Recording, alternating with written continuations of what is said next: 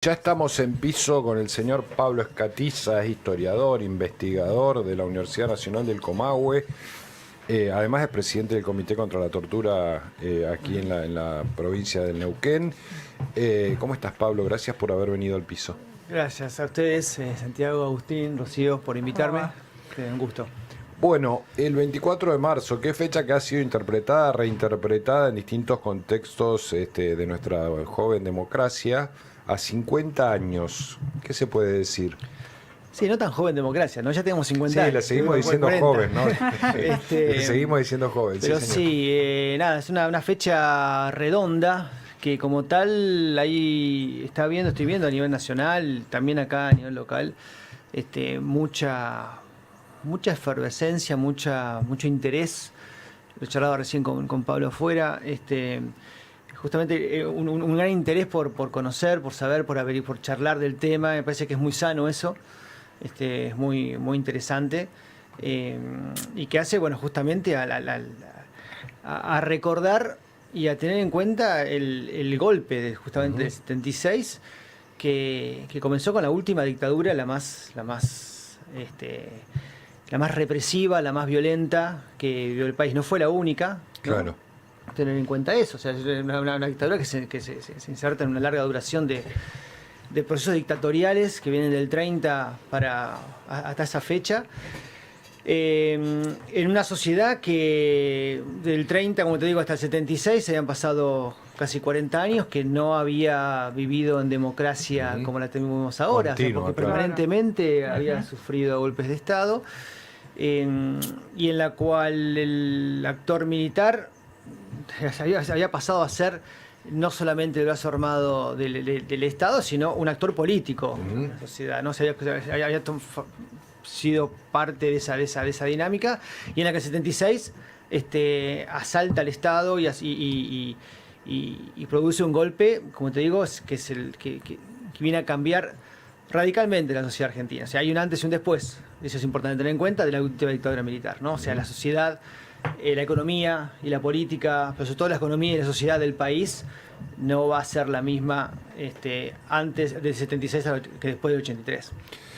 ¿Qué se le responde a quienes sostienen que quieren la verdad completa, como el actual gobierno nacional? Es decir, que habría una parte de la historia que no se cuenta y que queda sesgada la interpretación. Interesante, ¿no? Uno podría decir que,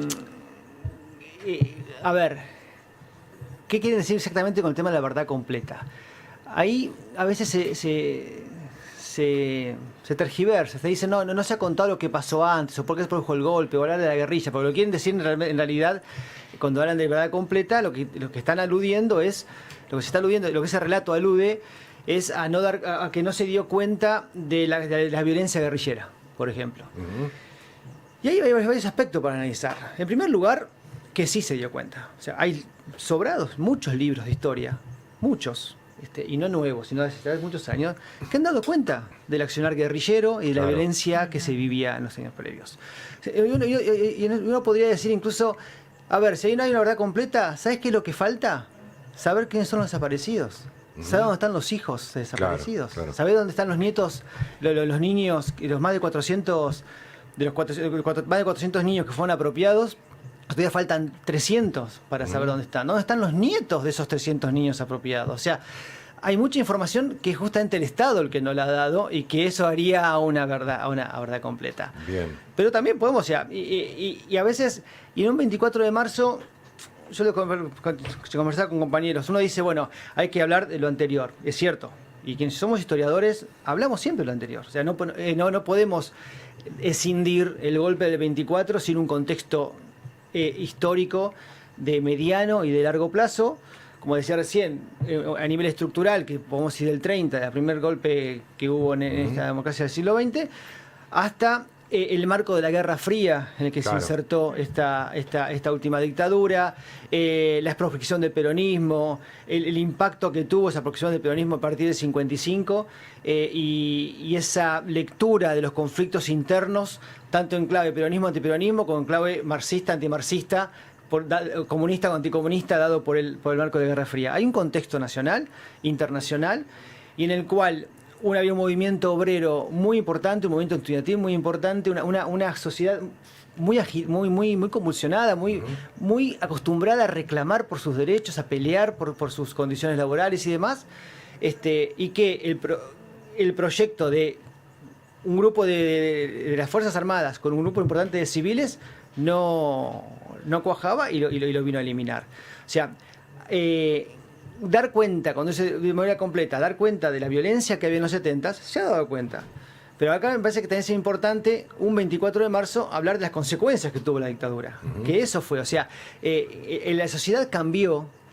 La sociedad argentina es un antes y un después a partir de la dictadura, justamente por el impacto que tuvo la dictadura, por su disciplinamiento. O sea, si algo que intentó la dictadura fue disciplinar a la sociedad argentina y cambiar un modelo económico que tenía que ver con un país muy industrializado, que había una industrialización que había comenzado en la década del 30 justamente y que con el peronismo se incrementa, y en la cual una industrialización en la cual el movimiento obrero era muy importante.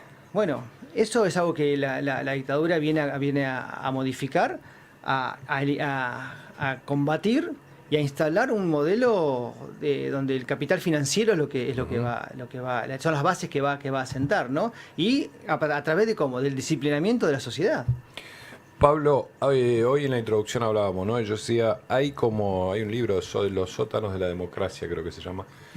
Hay todavía grises en las prácticas democráticas de muchas organizaciones, por caso algunos sindicatos, por caso la justicia, por caso los propios partidos políticos que a veces no gozan de democracia hacia su interior. Hay que trabajar mucho todavía, ¿no? En conquistar, una forma de organización política como la democracia hacia el interior de las instituciones. Sí, pasa que, o sea, a ver, la democracia no se entiende en todos lados de la misma manera. Es el modelo político en el que vivimos, pero no es lo mismo una democracia como se la vive, como te digo, en Argentina o en Dinamarca, no sé, o sea, es un modelo en el cual se habla de la participación popular, que no pasa solamente por la elección cada 4 años o cada 2 años de los representantes. Después, las sociedades van resolviendo los problemas y los inconvenientes que se van produciendo y que van surgiendo en sus propios desarrollos. Entonces, yo no tengo la capacidad incluso ni la autoridad para decirle a un sindicato cómo tiene que ser democrático o un partido político. O sea, cada sectores y cada sociedad, cada organización va resolviendo esos problemas a medida que le van sucediendo. Es cierto que hay organizaciones, hay sindicatos, hay partidos políticos, hay la propia política, los propios poderes del Estado que no son los democráticos que quisiéramos, ¿no? Claro. Pero bueno. Pero estamos lejos de lo que fue la ausencia de la democracia, incluso en estas organizaciones. No, estamos lejos de lo que fue la dictadura militar. Claro, o sea, justamente antes de la dictadura no había libertad, no había. Justamente ni siquiera estas organizaciones existían. El opuesto a la democracia, claro. ¿Qué tal, Pablo? ¿Cómo estás? Permitime hacer algún agregado también, ¿no? Tampoco había un ejercicio pleno de la democracia previo al 73 con momentos de proscripción de determinadas figuras o partidos políticos. Yo creo que desde el 83 esta parte, digamos, desde la conclusión del autodenominado proceso de reorganización nacional, conocido como la dictadura militar en la Argentina, lo que tenemos es uno de los periodos más extensos de vida democrática en la Argentina. El anterior fue de 1930 para atrás, ¿no? Pero del 83 en adelante ha sido el más extenso, es el más extenso, y ojalá sí siga de por vida, digamos, sea para siempre.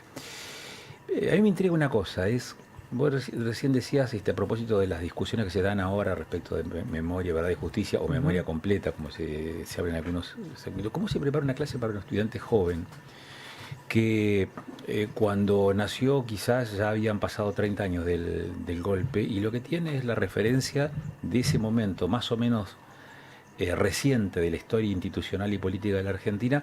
¿Cómo se aborda, digamos, esta temática? en un momento además en donde buena parte de la estructura política hoy hegemónica en el país está sustentada en el voto de los jóvenes, ¿no? Y habla de memoria completa, ¿no? ¿Cómo se plantean esas clases? Es una pregunta muy buena. Esa pregunta, o sea, y voy a tratar de ser breve, porque la verdad que tiene muchas capas, en esta caso la respuesta, ¿no? Muchos niveles, cosas para analizar. En primer lugar, coincido en que hay un desafío con los jóvenes. De hecho, los jóvenes hablamos, una cosa a los jóvenes de 15 años, otra cosa a los jóvenes de 30, ¿no? O sea, son jóvenes. Pero todos son de democracia. Sí, todos pero los jóvenes son de la democracia. Claro, pero hay una experiencia de vida y una trayectoria que quizás los de 30, 35 tienen, que los de 15 no. Entonces, son desafíos diferentes. Pero sí es interesante la pregunta porque nos plantea y nos pone ante una situación que lo que yo creo personalmente es que estamos ante un cambio de ciclo dentro del tema dentro de los campos de la memoria. La memoria es algo que se disputa, que se permanentemente, no hay una sola memoria, la memoria es una construcción que se disputa permanentemente, ¿no? Lo vemos, esta propia pregunta de decir la memoria completa o memoria incompleta, como si fuese una memoria incompleta. O sea, las memorias son un campo de disputa que los distintos sujetos van por la cual se va peleando. Y ahí es donde me parece que hubo una generación que vivió la dictadura de alguna u otra manera, otra segunda generación que la recibimos esa memoria y ayudamos a construirla y la militamos y demás. Y hay una tercera generación que queda mucho más alejada de ese derrotero, y en el cual la historia justamente empieza a ser protagonista. O sea, la necesidad de construir relatos históricos que pongan en tensión todo esto. Entonces, yendo concretamente a tu pregunta, creo que no hay una única manera de hacerlo. Sí me parece que es importante plantear, o sea, primero ver los largos plazos, los largos procesos, ¿no? O sea, es cierto, el 24 de marzo fue un golpe, pero ¿cómo se llega a ese golpe? ¿En qué contexto? ¿Cuál era, no solamente el contexto incluso local, que hay mucho para decir de acá de la zona, sí, sino que en contexto nacional y contexto internacional?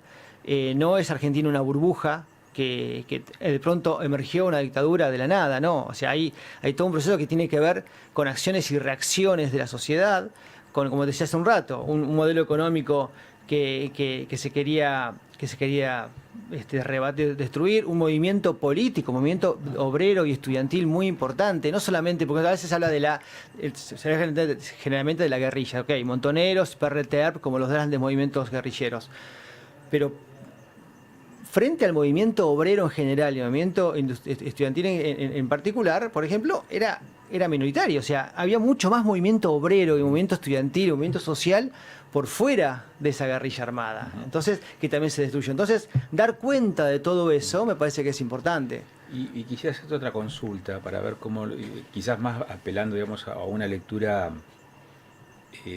histórica, sí, pero más de corte social, si vos querés, o de ciertos valores. Me da la sensación, tengo la sensación de que después con la recuperación de la democracia, hay una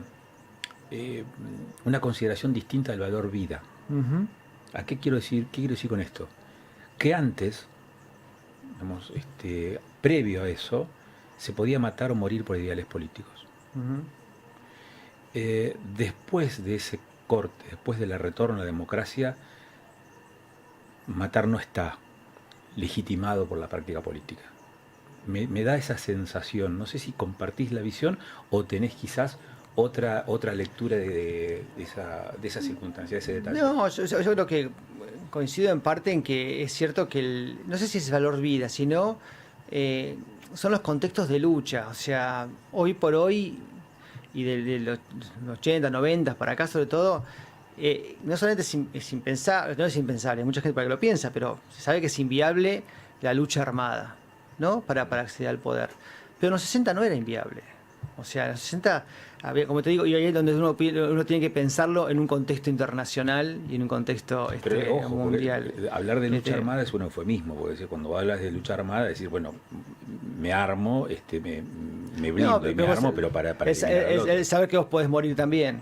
Claro. ¿No? Ese es el tema. Hoy eso ha cambiado, pero han cambiado muchas cuestiones. Por ejemplo, cuando se habla del pacto democrático, ¿no? Generalmente se habla de que a partir del 83 hay un pacto democrático, un consenso democrático, que justamente el último gobierno viene a discutir.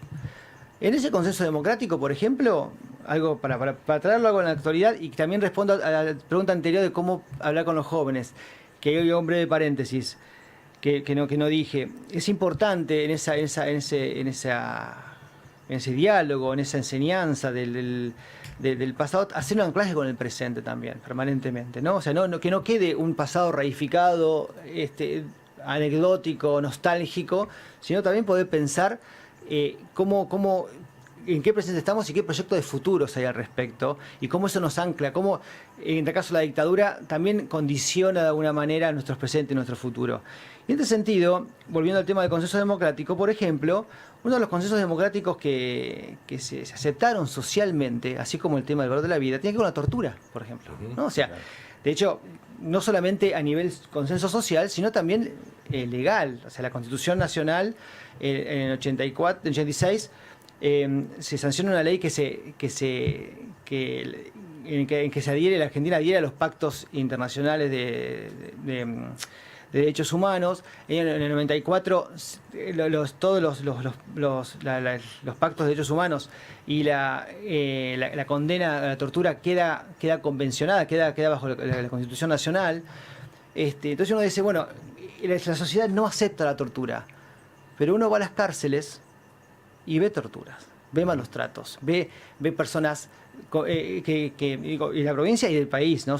Mucho más todavía, ve la situación en que están las personas en las cárceles. Y entonces, ¿qué pasa con el consenso democrático? ¿Hasta qué? O sea, tenemos que discutir también eso, o que se acepte que haya una represión en el cual a un fotógrafo le vuelan la cabeza de una granada, claro, ¿no? O a una niña le rocíen con gas pimienta, con el discurso de los excesos, ¿no? Ahí de vuelta está en ese relato en el que, y por ahí lo peligroso de este nuevo relato en el cual se justifica el pasado dictatorial, y ahí podemos hablar si hay negacionismo o no hay negacionismo, quizá hay más una justificación del pasado dictatorial. En ese relato, al instaurar conceptos como el exceso, se termina justificando también los excesos que puede tener una represión en la actualidad, ¿no? Entonces, ahí me parece que en ese ida y vuelta temporal está donde está el laburo que tenemos que hacer como docentes, ¿no? Decir, bueno, a ver, pensemos qué nos sirve ese pasado para pensar el presente en el que estamos y qué proyección de futuro podemos hacer a partir de eso. Uh-huh. Pablo, te voy a hacer una consulta que a mí me ha pasado justamente dentro de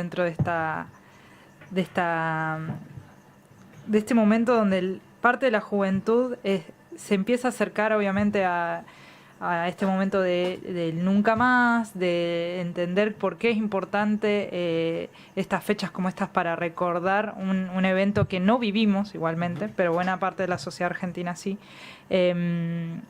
Cuando uno a esta edad lee los textos, ve cosas y lee cosas horribles y entiende que eso sucedió, pero también no dimensiona cómo fue que caló tanto en la sociedad para que en ese momento esté aceptado, o que la gente no en ese momento no haya hecho nada, porque uno lo lee y son cosas horribles. Sin embargo, uno como joven dice, ¿cómo esto no se difundía, no se conocía en ese momento?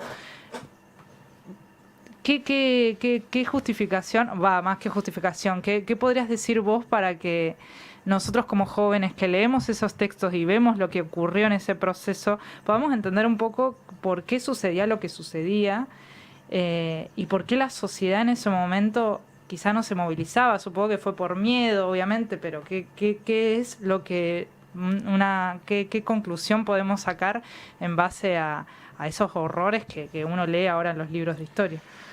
También interesante. Hay que tener en cuenta que gran parte de la sociedad argentina clamaba en el 76 por un fin, por paz social, si se quiere. O sea, había un reclamo. O sea, eso también, no tenemos que ser unos sonsos con eso, ni dejar de verlo. O sea, había, como te decía hace un rato, hay un movimiento político contestatario muy importante. Pero también había un accionar represivo justamente del Estado y de fuerzas paraestatales también muy fuerte, que hacían los años 70 fueron muy violentos. Es cierto, eso sin duda que fue muy violento. Y había una gran parte de la sociedad que reclamaba por el fin de esa violencia. Y hoy a veces uno con el diario del lunes, como decimos, decimos ¿cómo se pudo tolerar?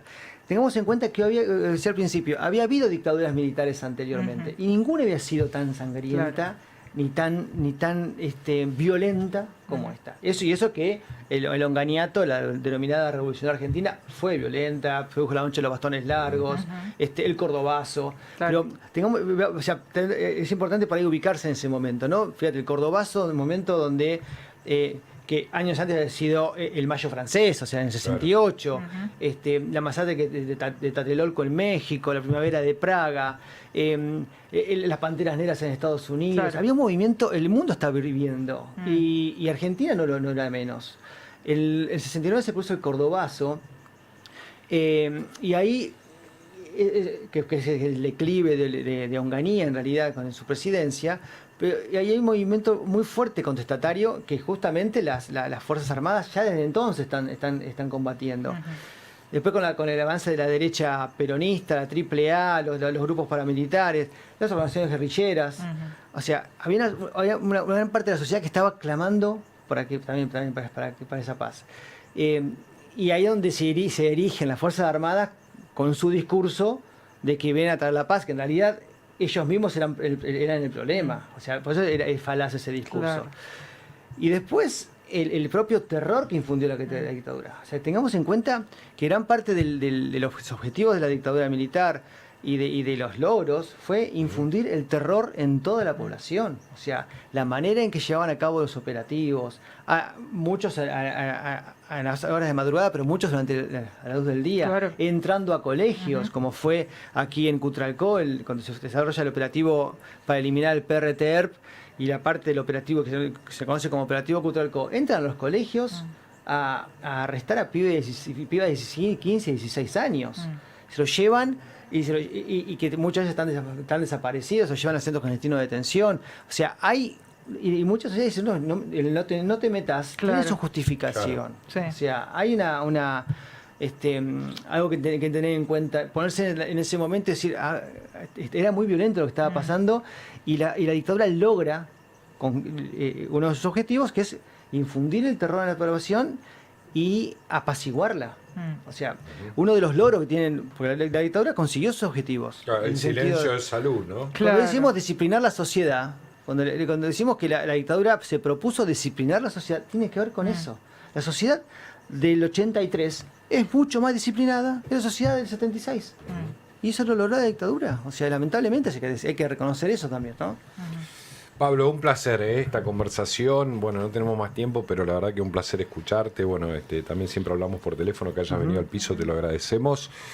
Y bueno, un tema que no va a terminar nunca, la interpretación de lo que ocurrió por aquellos años, y vos nos has ayudado a echarle luz. Gracias. Bueno, muchas gracias a ustedes por la invitación, y bueno, la verdad que celebro que se esté hablando de estos temas y que se siga hablando, ¿no? Porque me parece que siempre surgen preguntas interesantes como para ir pensando.